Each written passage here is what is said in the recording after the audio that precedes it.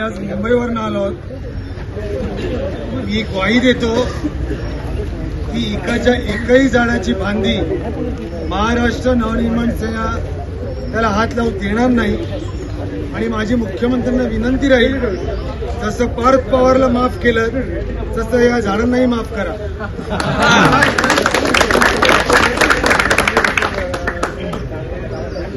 जर का हा त्यांचा प्रयत्न झाला तर महाराष्ट्र नवनिर्माण सेना मोठं आंदोलन छेडेल.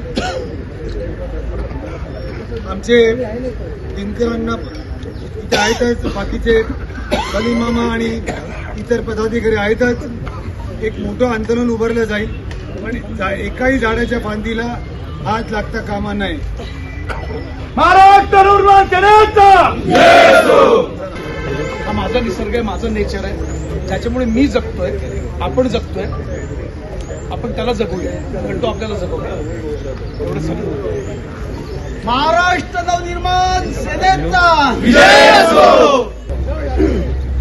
हा नाशिकला साधुग्रामच्या नावाखाली कुंभमेळ्यामध्ये साधुग्राम उभारायचं या नावाखाली शासनाने हा जो गुन्हेगारी कट केलेला आहे, हे तपोवनातली ही झाडं तोडण्याचा पहिल्यांदा आपल्याला माहिती आहे, आपण पाहतोय सगळीकडे मार्किंग पहिल्यांदा केलं. त्याच्यानंतर याच्याबद्दल ज्यावेळेला आक्षेप घेतले त्यावेळेला जनसुनवाईचं ढोंग त्यांनी केलं. त्याही वेळेला आम्ही हे म्हणत होतो की तुम्हाला 1100 झाडं नाही तोडायची. ते असं म्हणत होते की 1700, 1825 असे वेगवेगळे आकडे सांगत होते. पण त्यानंतर ही झाली 24 तारखेला आपली जनसुनवाई. 14 तारखेला 10 दिवस आधीच त्यांनी एक टेंडर काढलेलं होतं 320 कोटी रुपयाचं. या 54 एकरपैकी 35 एकर जमिनीवरती recreation, conference rooms, exhibition halls, auditoriums, restaurant, 1 lakh square फुटाचं रेस्टॉरंट, या सगळ्या बांधकामामध्ये या 35 एकर जागेमधली एकूण 1 झाडं कापली जाणार. म्हणजे खोटं बोलत होते धादांतपणाने की 1100 किंवा 1800 तोडू म्हणून. त्याच्यानंतर हे उघडकीस आलं तरीही त्यांचं खोटं बोलणं चालू राहिलं. आता काल इथला जो डीपी आहे तो मिळालाय. या डीपीमध्ये हे जेवढे गट नंबर आहेत हे सर्व गट नंबर त्यांनी झोन चेंज केलेला आहे आणि हा पूर्णपणे रेसिडेन्शियल कमर्शियल झोन केलेला आहे. त्यामुळे या तपोवनामधलं एकही झाड राहणार नाही. हे जे साधूंचं आणि वेगवेगळ्यांचं नावं सांगत असतात त्या साधून इतकीच तपश्चर्या या झाडांनी केलेली आहे.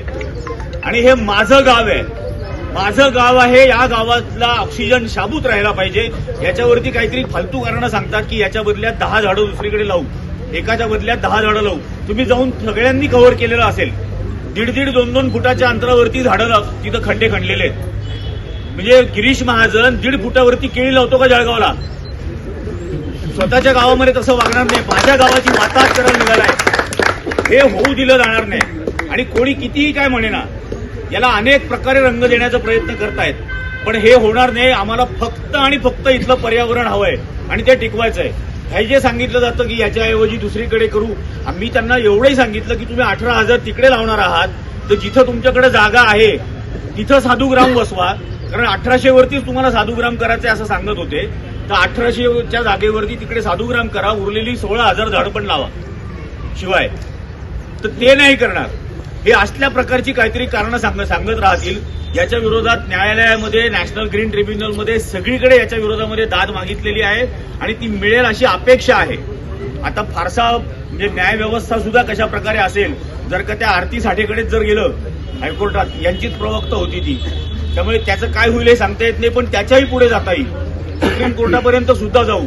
पण नाशिकचं पर्यावरण हे जे म्हणतात झाडं तोडू, एक फांदी सुद्धा तोडू देणार नाही नाशिकमध्ये, एक फांदी सुद्धा. आणि महाराष्ट्र नवनिर्माण सेना तुमच्या सोबत आहे. नाही मीटिंग काय, नाशिक वाचवा,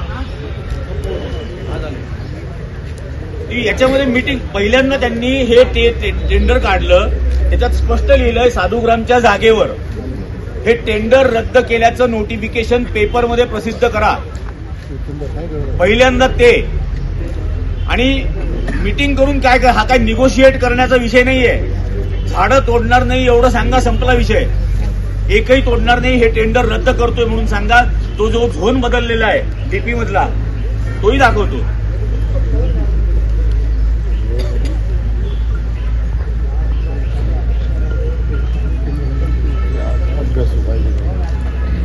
हा तो झोन आहे. संपूर्ण साधूग्राम हा त्यांनी पूर्णपणे ग्रीन झोनचा हा बदलून टाकलेला आहे. त्यामुळे हा पुन्हा पूर्ववत ग्रीन झोन करा आणि हे जे काही टेंडर काढले हे पूर्णपणे रद्द केल्याचं नोटिफिकेशन लेखी हे प्रसिद्ध करा. त्यानंतर काय बैठका करायच्या त्या आम्हाला त्या खरंच बैठकांमध्ये इंटरेस्ट नाही. हे एवढं रद्द करा बास. आणि ज्या मूलभूत गोष्टींची गरज आहे, नाशिकचं ड्रेनेज हे तुम्ही सांगत असलेल्या 6 कोटी लोकांना पुरेल इतकं तयार करा. पहिले 30 लाखाचं आमचं गाव आहे, इथं 6 कोटी येणार म्हणून सांगताय. ती व्यवस्था पहिल्यांदा सुधरवा. जिथं चेंगराचेंगरी होऊन माणसं मरणार नाहीत याची व्यवस्था करा. कारण ते प्रयागराजला झालंय. हे जर फडणवीस आणि योगीमध्ये काहीतरी रेस लागलेली असली की त्याच्यापेक्षा मोठा कुंभ इथं करून दाखवू, तर ते तुमचा कुंभ तुम्ही तुमच्या पद्धतीने करा. आमचा प्राण घेऊ नका त्याच्यात आणि आमचा प्राणवायू पण घेऊ नका. पर्यावरण सेनेचे जय सुंदरपुरे